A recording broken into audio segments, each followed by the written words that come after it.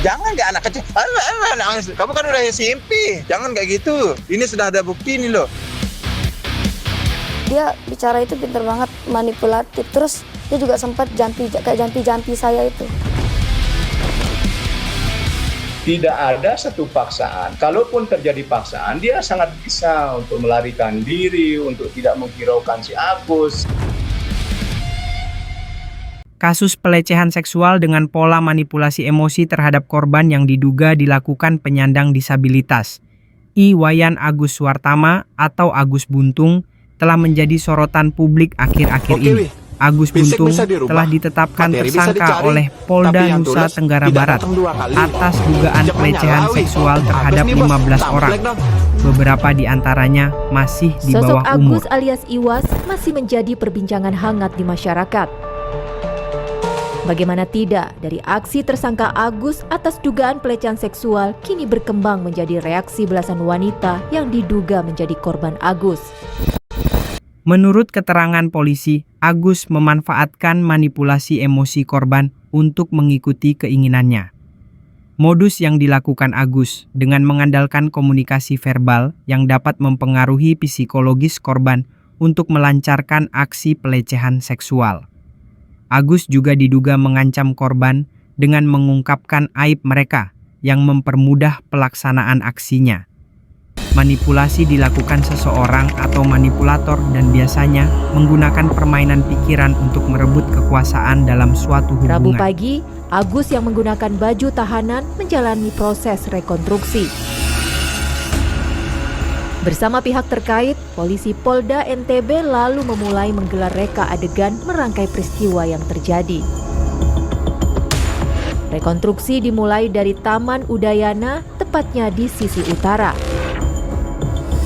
Agus memperagakan adegan bagaimana tiba di taman dan menghampiri korban, hingga Agus memperagakan percakapan singkat yang terjadi sebelum keduanya menuju homestay.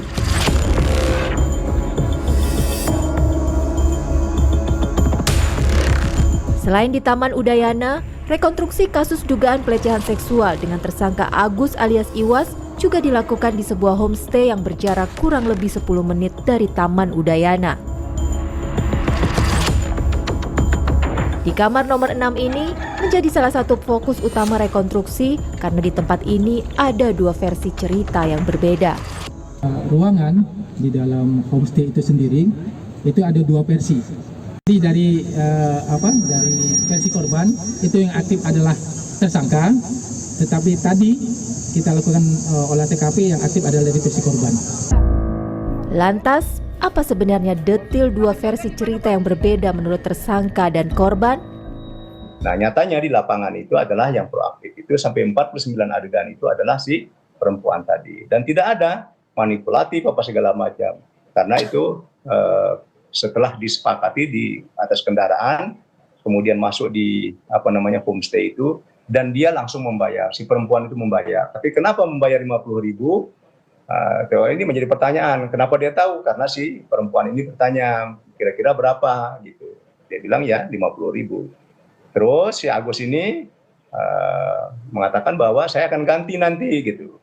Nah, setelah adegan itu dilaksanakan, maka setelah itu semuanya selesai gitu, terus kemudian ya dia minta uangnya kembali karena Agus menjanjikan untuk mengembalikan uangnya yang tadi dipakai untuk membayar homestay tadi.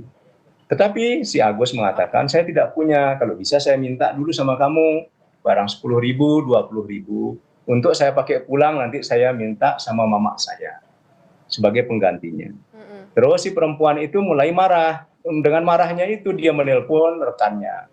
Kita melihatnya bahwa tidak ada satu paksaan. Kalaupun terjadi paksaan, dia sangat bisa untuk melarikan diri, untuk tidak menghiraukan si Agus. Ya, jadi banyak hal-hal yang janggal. Dari versi tersangka itu, pihak korban lalu bereaksi.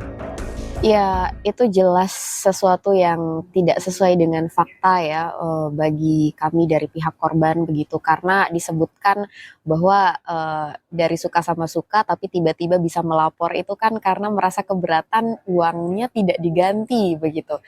Ya, kalau kita berpikir secara sederhana, untuk apa begitu ya korban memperjuangkan uang 50.000 yang belum diganti dan harus dibayar dengan kesulitan yang dihadapi oleh korban sampai saat ini, sampai menguras energi dan juga sangat menekan psikologis korban.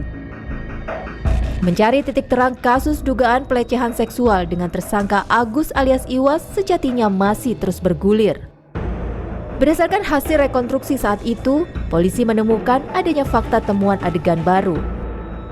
Dari 3 lokasi yang kita lakukan di dalam BAP, sebenarnya ada 28 adegan yang tertuang dalam BAP yang kita skenario-kan. Tetapi saat ini berkembang di lapangan itu ada 49 adegan. Rekonstruksi kasus Agus diketahui dilakukan berdasarkan laporan korban berinisial MA yang melaporkan Agus karena diduga melakukan pelecehan seksual. Lantas, apa yang sebenarnya terjadi? Di samping Islamic Center, betul. Apa yang terjadi? Nah, di situ saya ketemu sama si Agus ini. Saya tanya dia, ini Mas, apa maksudnya Mas ini bisa berada sama cewek ini? Bahkan Masnya ini naik ke motor si cewek ini. Di situ Mas Agus ini bersikeras. Dia bilang ke saya cuma minta tolong Mas. Apa saya nggak boleh minta tolong ke cewek? Ya nggak bisa gitu dong Mas. Ini kan di taman kan banyak cowok, banyak pedagang. Kenapa nggak minta tolong ke sana? Kenapa harus cewek? Bahkan kamu menaiki motor si cewek gitu. Setelah saya bawa si korban ini ke salah satu minimarket. Di situ saya interogasi korban.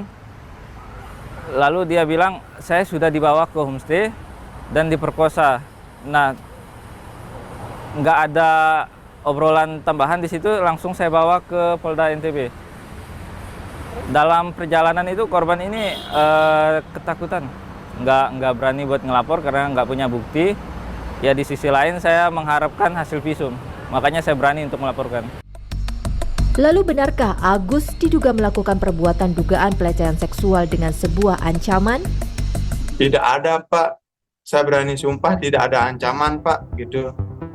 Ancaman seperti apa, Pak? Kan dia bisa ngelawan, dia bisa semua-muanya, Pak. Dia normal, sedangkan saya kayak gini, Pak. Dia juga sempat jampi saya itu. Setelah seorang mahasiswi melaporkan bahwa dirinya menjadi salah satu korban pelecehan seksual.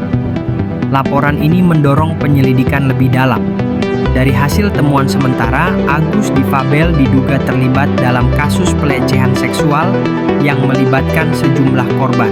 Beberapa di antaranya masih di bawah umur.